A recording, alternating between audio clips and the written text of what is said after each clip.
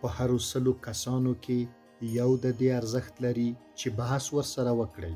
نور پرېږدئ چې هر څه وایي دی، ځکه هر څوک آزاد دی چې احمق واوسي. هغه کس چې د احمقانو لپاره لیکل کوي اوریدونکي به یې تل زیات وي. لوړه درجه عقل د انسان د غیر اجتماعي کېدو سبب کیږي. هغه کسان څومره ناپوه دي چې فکر کوي د عقل او پوهې په وړاندې کولو سره به په ټولنه کې محبوبیت ترلاسه کړي.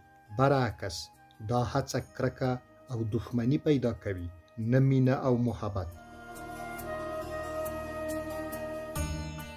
تر ټولو ستونزمنه اړیکه هغه ده چې کله دوه مغرور یو پر بل مین شي. هر څوک له خپلو ارزښتونو سره خپل یوازیتوب ته پناه وړي او له هغه سره یا مینه کوي او یا یې زغمي. حقیر انسانان پکې خپل حقارت احساسوي او لوی ارواوې پکې خپل لویښت او عظمت.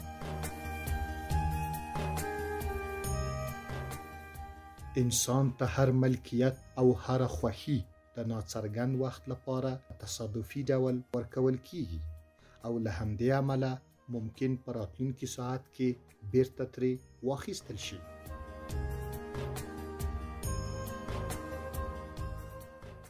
موږ د خپل استدلال پر اساس ژوند نه کوو، بلکې د خپل ژوند د حالت پر اساس استدلال کوو.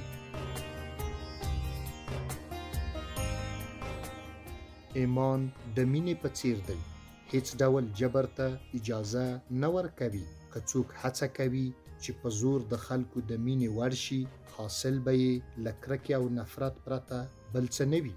هغه کسان هم چې د زور له لارې د ایمان غوښتنه کوي، د بې ایمانۍ درمن به ټول کړي.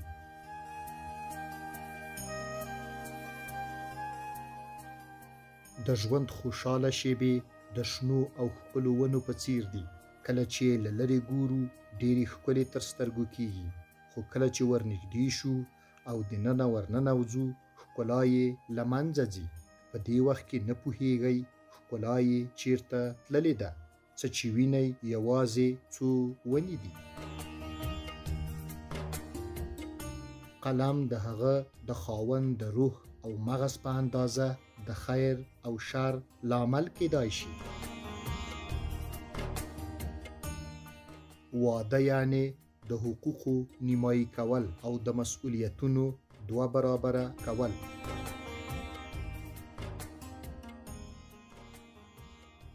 موږ د خپل وجود دریمه او یا څلورمه برخه د دې لپاره له لاسه ورکوو چې د نورو په څیر واوسو.